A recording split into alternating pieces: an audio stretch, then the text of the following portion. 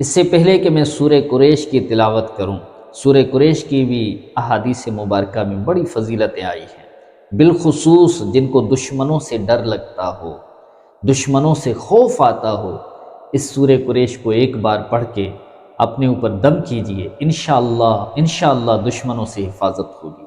آئیے سورۃ قریش کی تلاوت، اس کا ترجمہ سن لیتے ہیں۔ اعوذ باللہ من الشیطان الرجیم، بسم اللہ الرحمن الرحیم، اللہ کے نام سے شروع جو نہایت مہربان رحم والا۔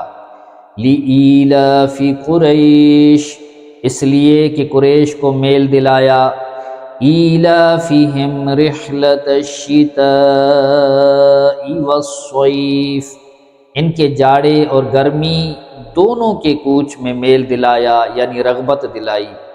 فَلْيَعْبُدُوا رَبَّ هَذَا الْبَيْتِ، تو انہیں چاہیے اس گھر کے رب کی بندگی کریں، الَّذِي أَطْعَمَهُم مِّن جُوعٍ وَآمَنَهُم مِّن خَوْفٍ، جس نے انہیں بھوک میں کھانا دیا اور انہیں ایک بڑے خوف سے امان بخشا۔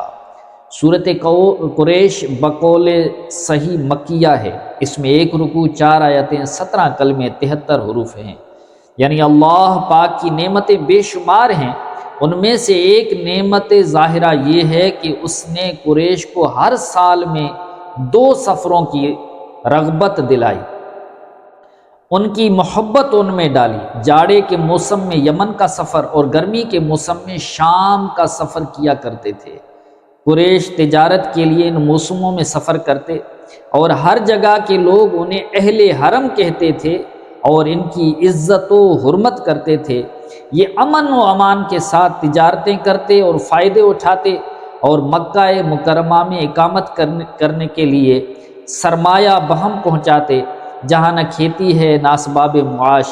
اللہ پاک کی یہ نعمت ظاہر ہے اور اس سے فائدہ اٹھاتے ہیں۔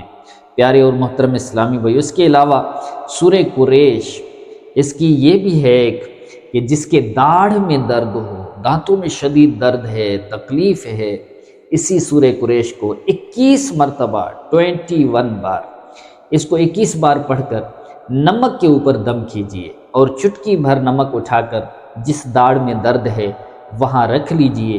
اللہ پاک کی رحمت سے انشاءاللہ دانتوں کا، داڑھ کا درد انشاءاللہ ختم ہو جائے گا۔